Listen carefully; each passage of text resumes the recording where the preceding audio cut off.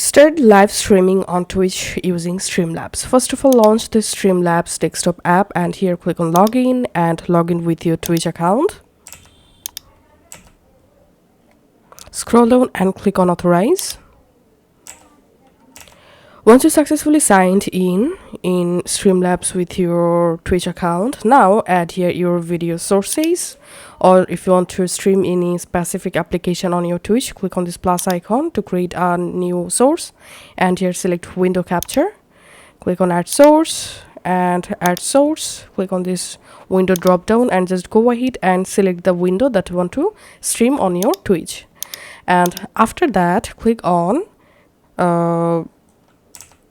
go live and here make sure to select stream to Twitch and enable this option.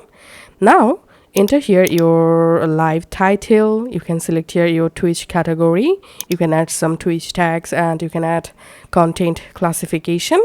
Now all you have to do is just click on confirm and go live, and it may take some moments to connect your Streamlabs with your Twitch.